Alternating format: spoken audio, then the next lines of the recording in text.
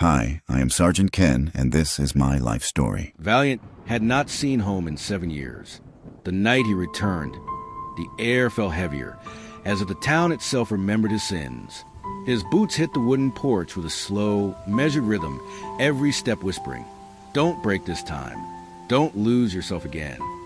He pushed the door open. It creaked like an old wound reopening. The smell of lavender and warm candles greeted him. So achingly familiar, he almost wept. He dropped his duffel bag by the door and let his fingers brush against the walls he once swore he would never touch again. From deeper inside the house came the sound of laughter, soft, intimate, and not alone. A woman's laugh. Evelyn. His Evelyn. Valiant's chest tightened. He smiled at first, foolishly relieved. She was here. She hadn't left. She hadn't given up on him. "Evelyn," he called. The laughter stopped. He walked toward the living room, each step slower than the last, as though his body already knew what his mind refused to accept. The glow of lamplight spilled into the hallway. He turned the corner, and his world shattered. Evelyn was in another man's arms, her lips pressed against his, her hands clutching his shoulders like she was drowning, and only he could keep her alive. For a moment, Valiant didn't breathe. The man lifted his head, and Valiant's heart dropped into his stomach.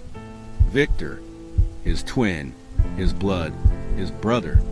Evelyn's eyes widened in horror. She stumbled back, her lips trembling, as though words could ever mend his betrayal. "Valiant," she whispered, reaching for him. Victor, however, didn't flinch. He straightened his shirt, his jaw sharp with arrogance, his smile cruel.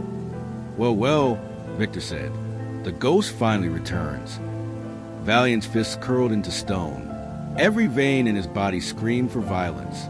He saw flashes of the past, broken jaws, bloodied knuckles, rage so raw it made the world tremble. But he had promised himself, no more, never again. "You!" His voice was gravel breaking. "You were my brother." Victor's smile deepened, mocking. "And you were gone. Someone had to take care of what you abandoned." He glanced at Evelyn, her tears streaming now. "Turns out I was better at it than you." Valiant's vision blurred with red. His pulse thundered in his ears. One swing, just one, he could erase that smirk forever. But instead, he staggered backward.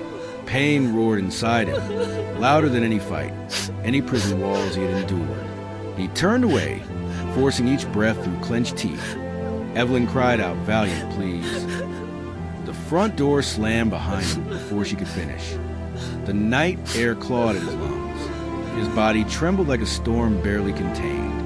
He leaned against the porch railing, staring at the street, empty and endless. He could not go back inside. Not tonight. Maybe not ever. Some wounds bleed forever. 48 hours later, Victor was found dead. If you like this, hit the like button, subscribe, comment, and share episode 2 coming soon.